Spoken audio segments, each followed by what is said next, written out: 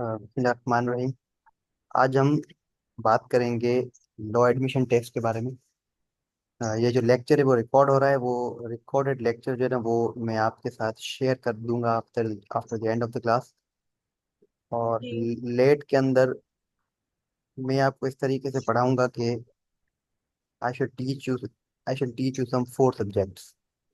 पहला जो सब्जेक्ट जी ठीक होगा है। वो होगा एसे राइटिंग। दूसरा होगा पर्सनल स्टेटमेंट। तीसरा होगा जी इंग्लिश। और चौथा होगा जनरल नॉलेज। ये चार जी सब्जेक्ट जो है ठीक है। वो, हाँ, 4 सब्जेक्ट जो है वो मैं आपको पढ़ाऊंगा आज के लेक्चर में। और कल जो लेक्चर होगा उसमें एक और इंस्ट्रक्टर होगा जो आपको रिमेनिंग जो 4 सब्जेक्ट है वो आपको पढ़ाएगा। ठीक है। जी ठीक है। अब आप ऐसा करिए कि माइक जो आपका है ना उसको भले आप म्यूट कर दें। जब अगर आपको कोई सवाल पूछना हो तो उस वक्त अनम्यूट करके आप पूछ सकती हो, बाकी जो है भले आप म्यूट कर दें। जी ठीक है।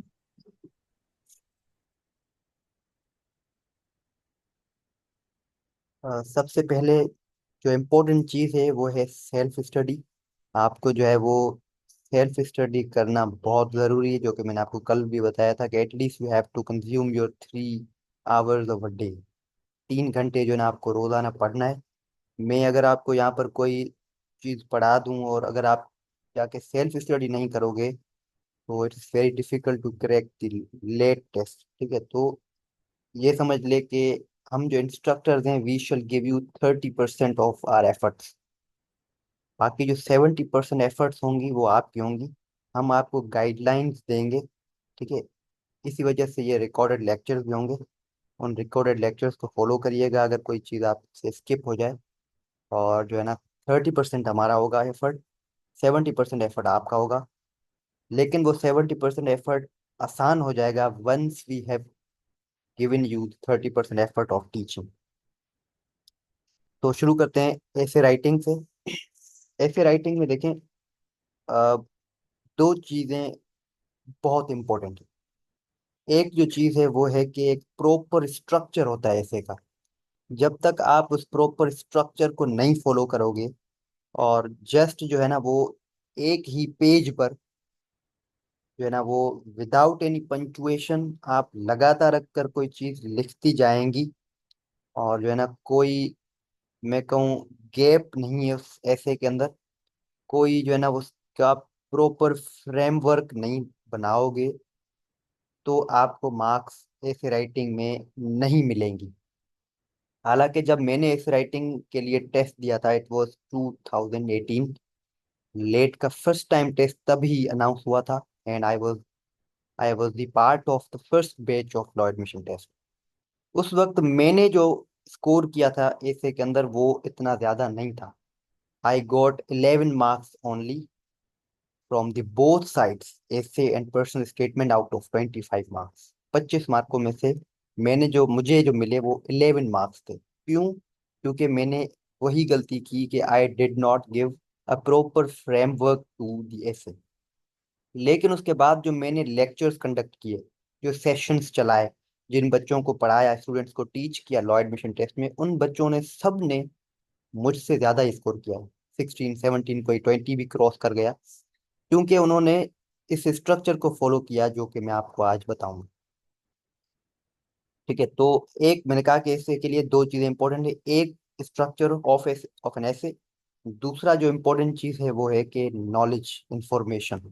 एक टॉपिक से रिलेटेड जब तक आपको इंफॉर्मेशन नहीं होगी it is very difficult to write proper essay over there. अब स्ट्रक्चर क्या होनी चाहिए? नॉलेज इंफॉर्मेशन आपको कैसे मिलेगी? देखो ना, लेट के पैटर्न को अगर आप देखोगे तो उस लेट के पैटर्न में तमाम सब्जेक्ट्स को इन्होंने रख दिया है। Pakistan studies, math, English, general knowledge, Islamic studies, English. इससे क्या हो रहा है कि आप इन चीज़ों को जब पढ़ोगे तो खुद ब खुद आपको इन्फॉर्मेशन तो मिल जाएगी। और जो टॉपिक होंगे ऐसे कि वो इनसे रिलेटेड होंगे।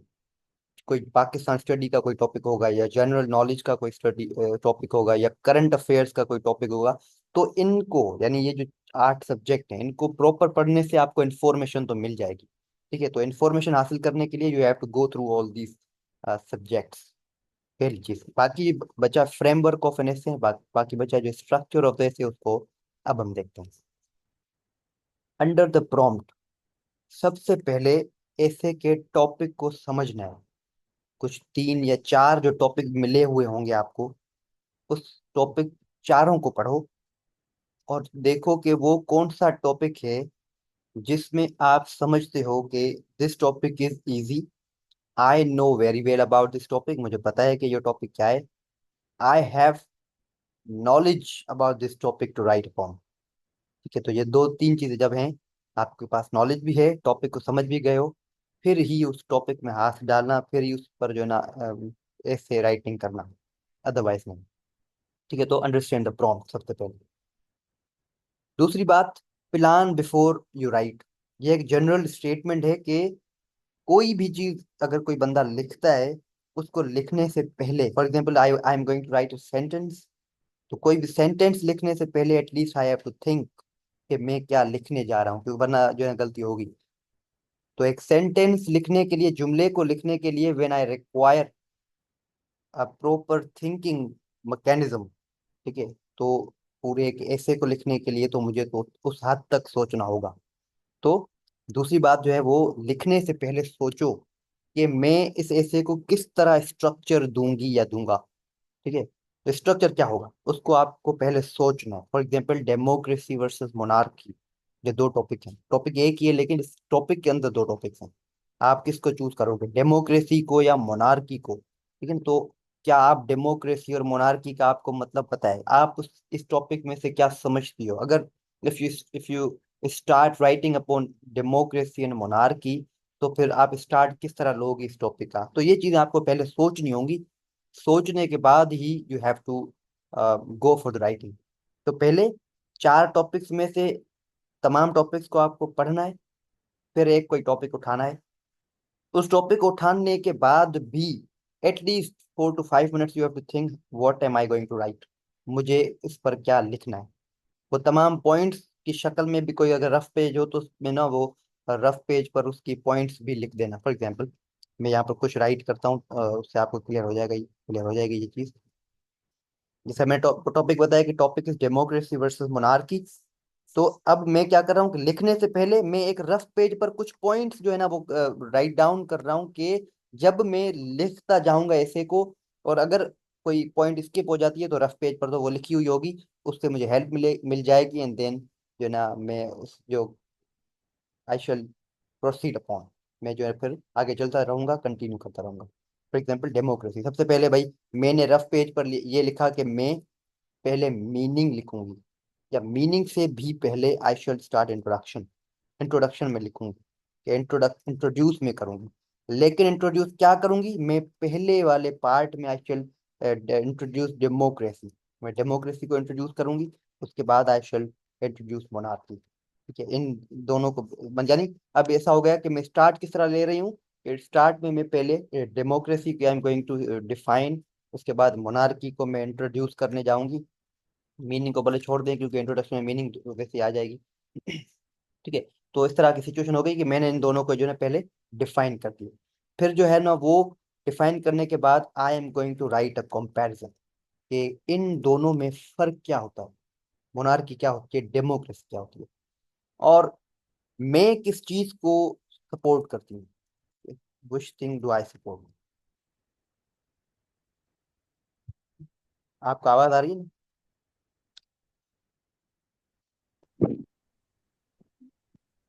Hello, hello. आवाज आ रही है आपको प्रॉपर?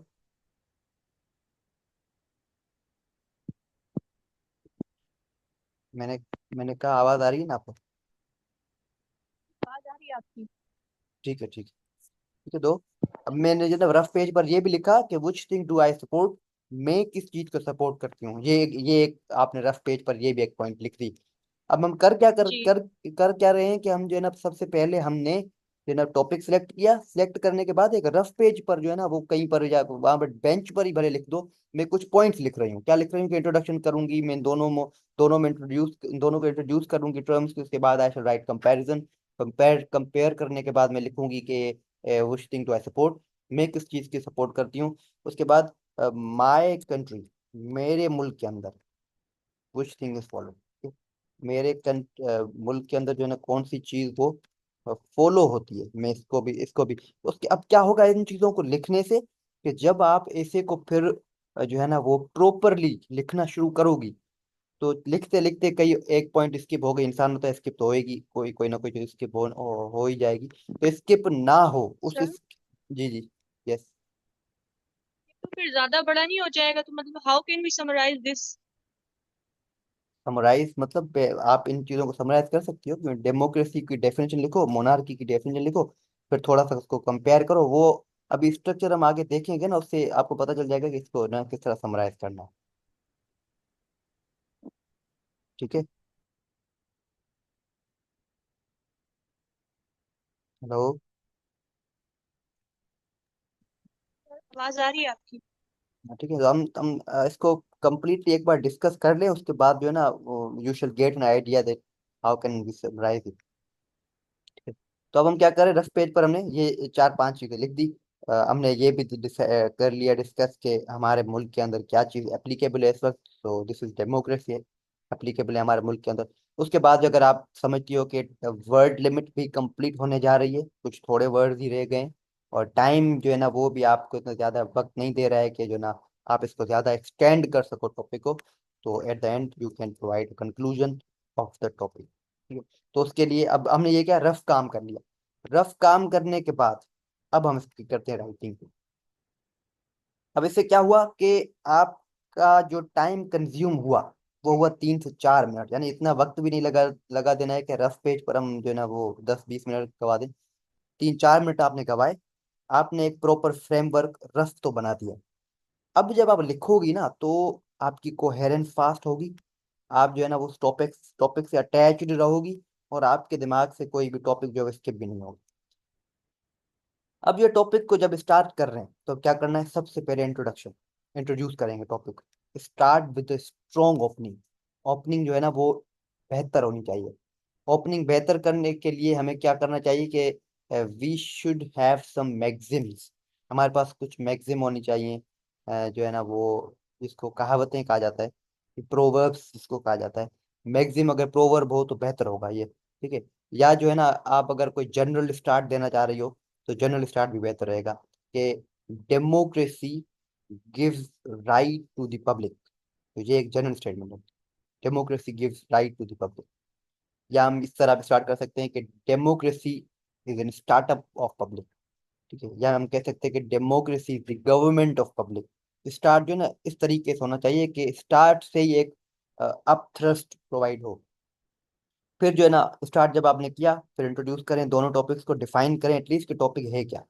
जो है ना वो जो चेकर होगा, एग्जामिनर जो है वो उसको पता हो कि ये किस तरीके से इन टर्म्स को डिफाइन कर रही है।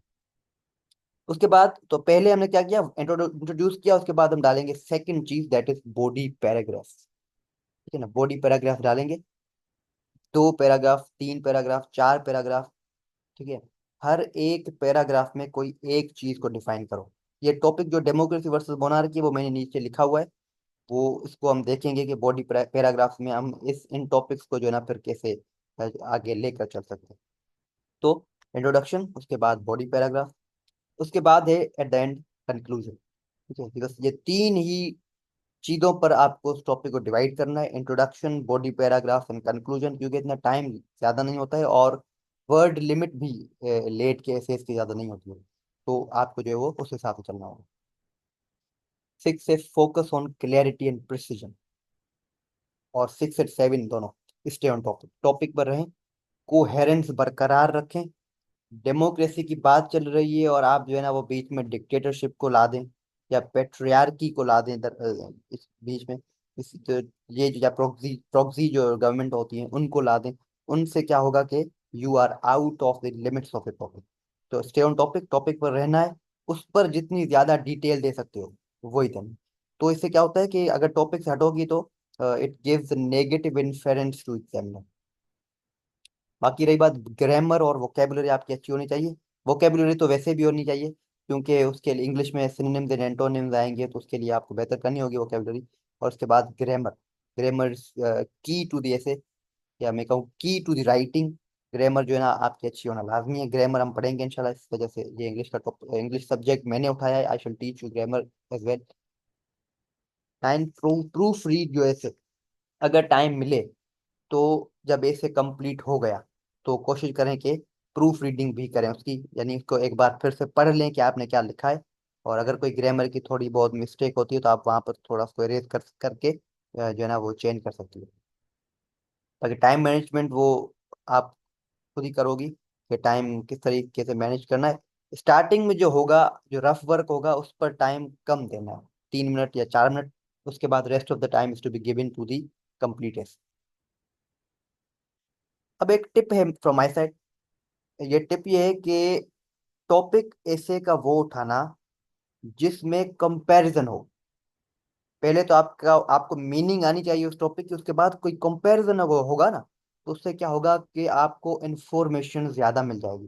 फॉर एग्जांपल ये डेमोक्रेसी और मोनार्की, अगर मोनार्की ना होती और वहां पर होता कि right an essay on upon या ऑन डेमोक्रेसी, आप जो डेमोक्रेसी पर सिर्फ ऐसे लिखो, तो आपके पास इतनी इंफॉर्मेशन नहीं हो पाएगी कि आप जो है ना वो ये ऐसे कंप्लीट कर सको।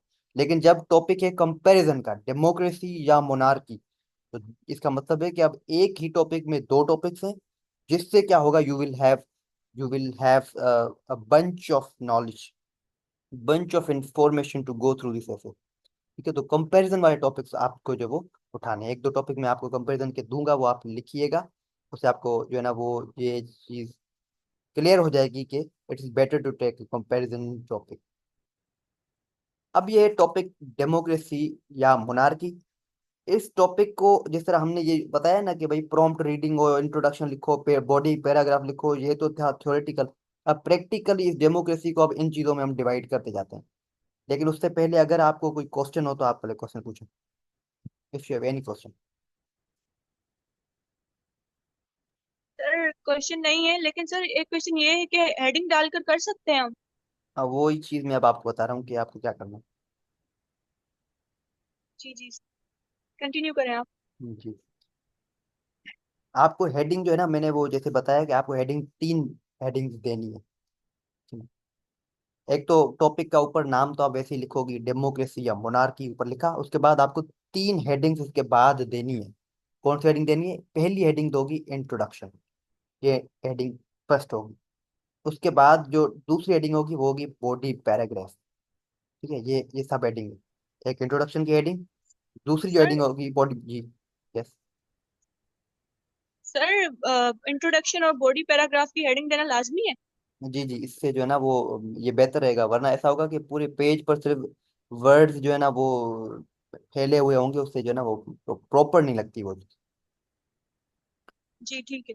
ठीक है, तो सबसे पहले इंट्रोडक्शन, उसके बाद बॉडी पैराग्राफ, और तीसरे नंबर पे आप डालोगे कंक्लूजन। ये तीन जो है ना वो सब हेडिंग देना लाजमी है, क्योंकि हेडिंग तो ये है ऊपर डेमोक्रेसी या मोनार्की, बाकी ये जो तीन है वो सब हेडिंग्स है। अब हम डेमोक्रेसी और मोनार्की को प्रैक्टिकली इसको जो है ना वो ब्रेक करके देखते हैं कि अगर हम इस पर कोई ऐसे लिखें तो वो ऐसे किस नौयत का हो सकता है, और हम उसमें क्या एक्स्ट्रा एडिशनल चीजें ऐड कर सकते हैं। हमने जैसे कि ऊपर देखा था कि अंडरस्टैंड द प्रॉम्प्ट, हमें जो पहले टॉपिक को समझना होगा कि whether we know about this topic और not. The topic asks for comparison और contrast between two forms of government, democracy and monarchy, यानी हैं तो ये दोनों ही forms of government. You could take a position, अब आपको पोजीशन लेनी है। कौन सी पोजीशन लेंगे आप? डेमोक्रेसी की पोजीशन लेंगी या मोनार्की की लेंगी? ठीक है, या provide a balanced discussion about both systems, तो मैं आपको सजेस्ट करूंगा कि आप जो है ना वो बैलेंस्ड डिस्कशन लेना। ठीक है, यानी इस टॉपिक में मैं इसी वजह से बोल रहा हूँ कि कंपैरिजन वाले टॉपिक्स उठाना। इससे क्या है कि आपको डिफरेंट डिफरेंट सेटलमेंट्स मिल जाएंगे। एक सेटलमेंट ये है कि मैं सिर्फ डेमोक्रेसी पर ही बात करूंगा, क्योंकि टॉपिक तो है कि डेमोक्रेसी या मोनार्की, आप क्या उठाओगे? तो हमारे पास ऑप्शन दिए हैं कि वी में टेक डेमोक्रेसी ओनली, वी में टेक मोनार्की ओनली, या हम एक बैलेंस्ड डिस्कशन भी इस पर कर सकते हैं। बैलेंस डिस्कशन इस तरह के, पहले डेमोक्रेसी को डिफाइन करें, फिर मोनार्की को डिफाइन करें, एट द एंड हम बताएं कि कि हम इन दोनों में से किस चीज को सपोर्ट करते हैं। This is called balance discussion on a particular topic. दूसरी बात वही कि प्लान बिफोर यू राइट, जो भी लिखें उससे पहले आप प्लानिंग करें। रफ वर्क जो मैंने आपको कहा था। Introduction, briefly introduce both democracy and monarchy, state which one you believe is more suitable or that both have pros and cons।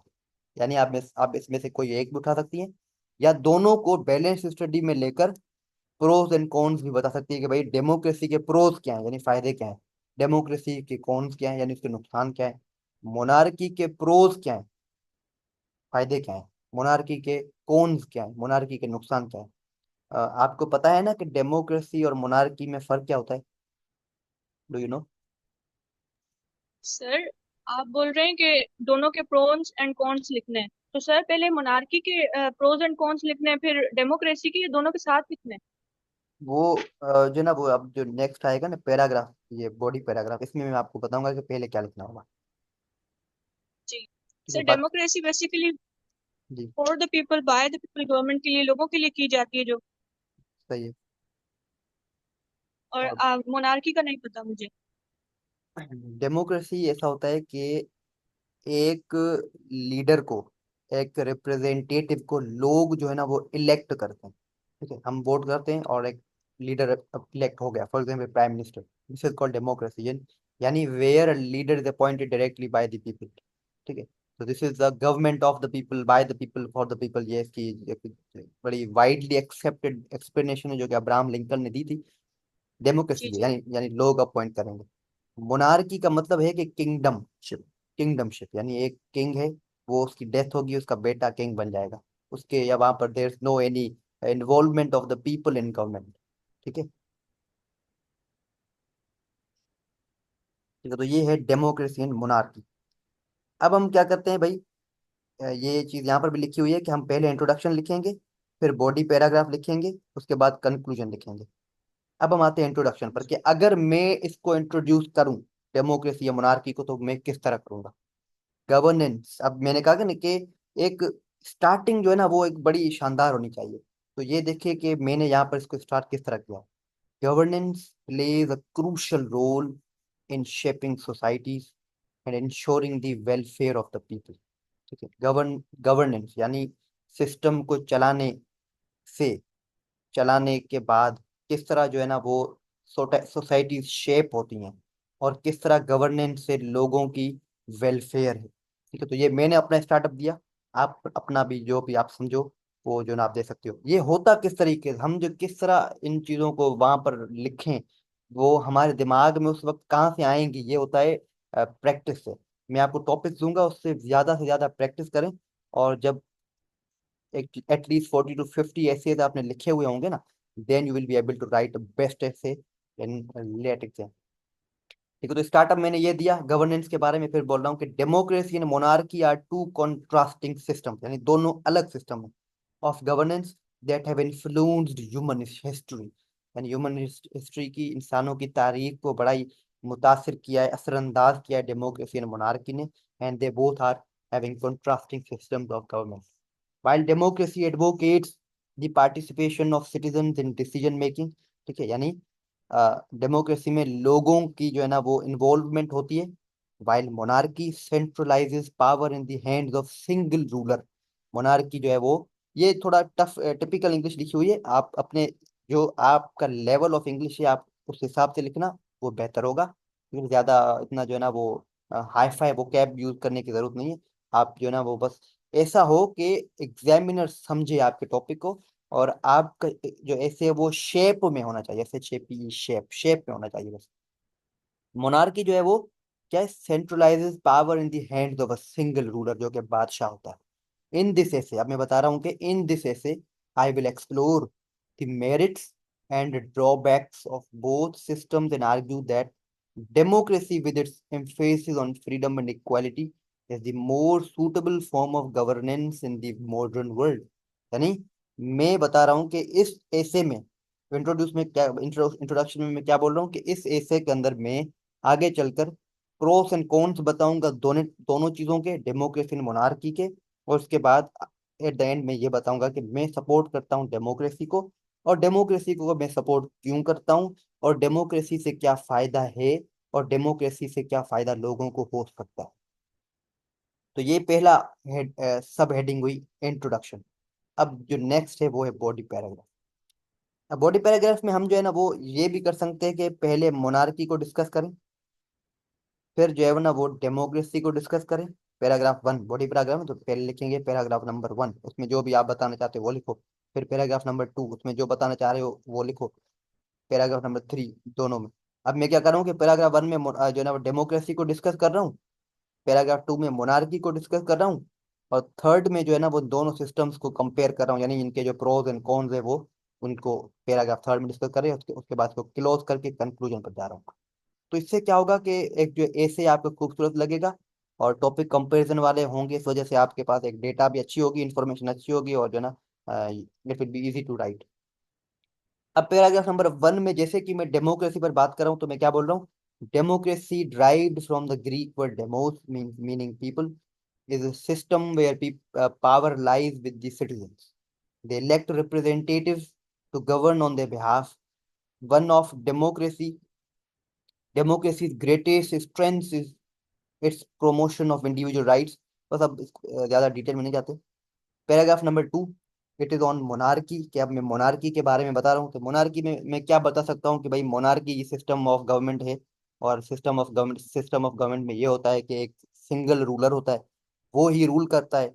उस सिंगल रूलर को जो है ना वो कोई लोग अपॉइंट नहीं करते, दे आर अपॉइंटेड इनहेरिटेंसली, ठीक है ना, इनहेरिटेंस के थ्रू अपॉइंट होता है। वंस ही डाइज, एक अगर वो मर जाता है, द सेम थ्रोन, यानी वो जो उस बादशाह का तख्त होता है, same throne is devolved into his legal representative. उसके जो बच्चे होते हैं, specially the son, eldest son, elder son जो होता है, उसके पास फिर वो थ्रोन चला जाता है, and then he becomes the next monarch of the country.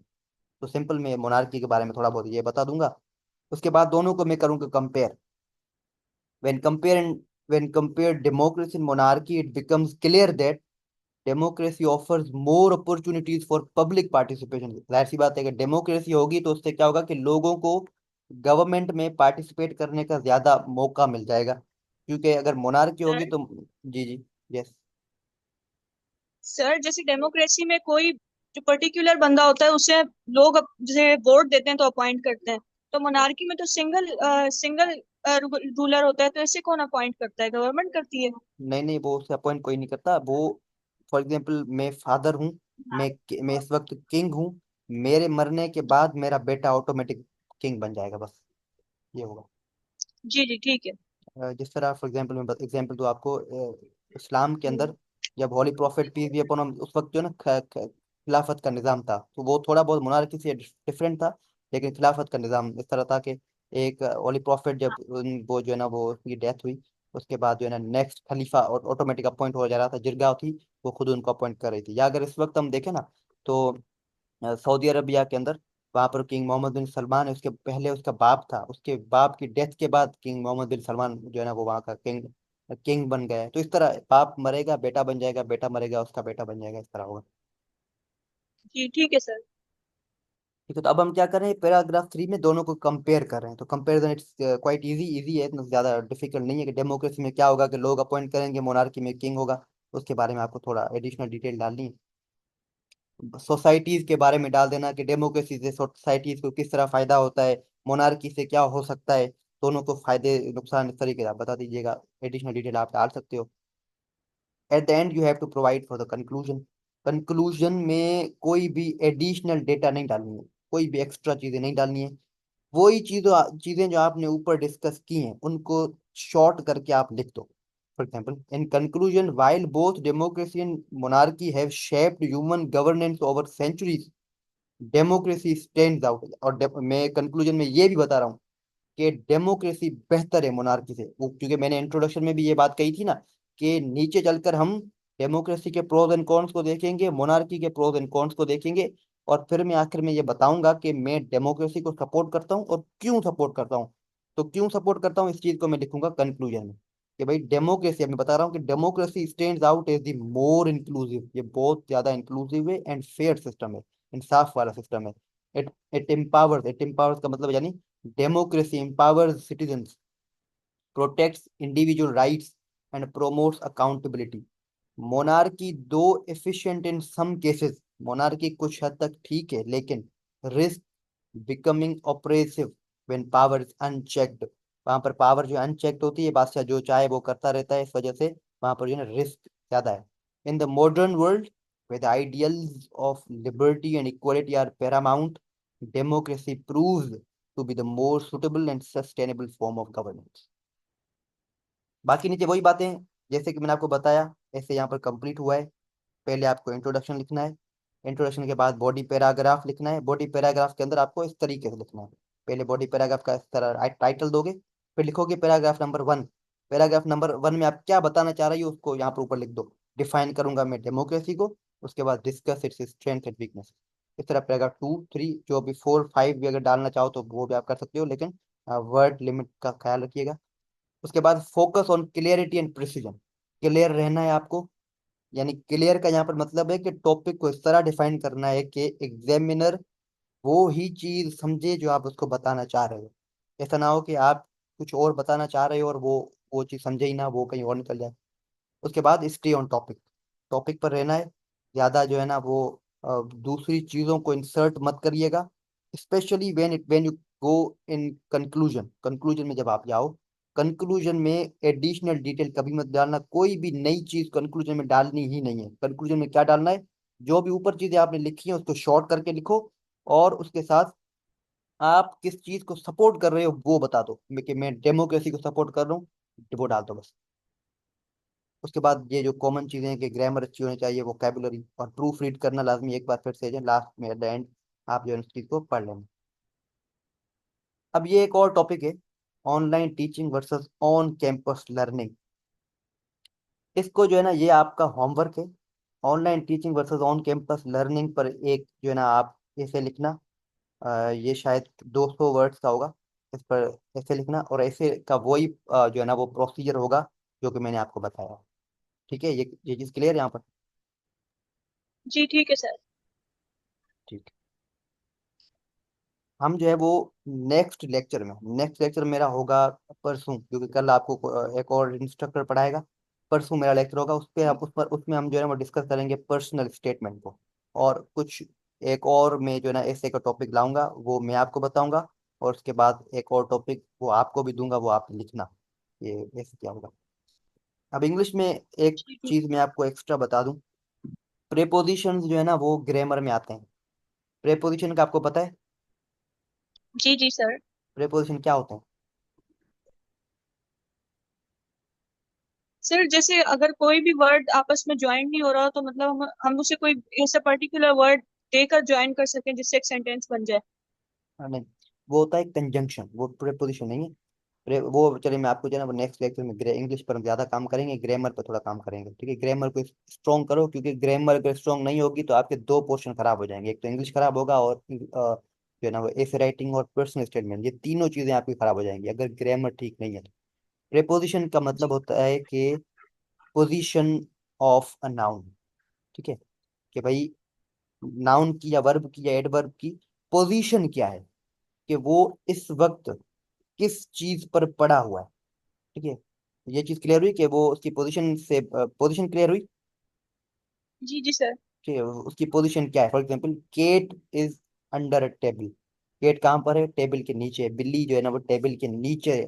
तो मैं कहूँ कि what is the position of cat, what is the preposition of cat, तो so you shall say that cat is under. Under a table. तो ये हो गया preposition. ठीक है, लेकिन जी इसमें जो इम्पोर्टेंट चीज वो ये है कि प्रेपोजिशन के क्वेश्चन इस तरह नहीं आएंगे कि cat is under a table, ये तो वो बच्चे नहीं है। तो वो क्वेश्चन किस तरीके से पूछेंगे पूछेंगे वो क्वेश्चन पूछेंगे इस तरीके से। ठीक है ना, ये लिस्ट है एक पूरी 100 वर्ड्स की, इस लिस्ट को याद कर लो। हर वर्ड, जी हर वर्ड जो है ना वो अपना स्पेसिफिक एडवर्ब उठा सॉरी स्पेसिफिक प्रेपोजिशन अपने साथ उठाता है, वो उसके अलावा कोई और प्रेपोजिशन नहीं उठाएगा। For example, I am junior to Asad, यानी मैं असद से जूनियर हूँ। असद मेरा सीनियर है, मैं असद से जूनियर हूँ, तो प्रेपोजिशन क्या हुआ, आई एम जूनियर टू, TO2। यहाँ पर ये जो जी जी। यहाँ पर जो टर्म जूनियर है ना, जूनियर यहाँ पर नाउन है। जूनियर अपने साथ यहाँ पर जो प्रेपोजिशन उठा रहा है वो उठा रहा है टू।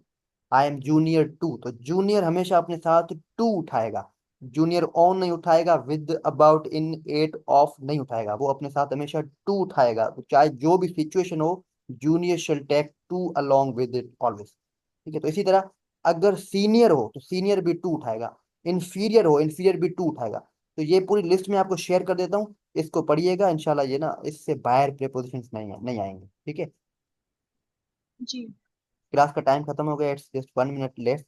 हम यहाँ पर क्लास को एंड करते हैं, अगर कोई जी क्वेश्चन हो तो आप पूछ ले बोले। सर। सर नहीं, बस कोई क्वेश्चन नहीं है, आपने मुझे ये दिया है तो मैं ये लिख कर आपको सेंड कर दूंगी।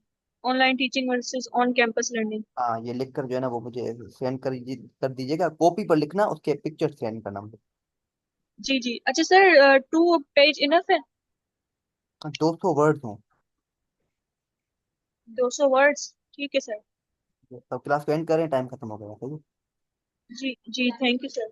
अस्सलाम वालेकुम। अल्लाह हाफिज।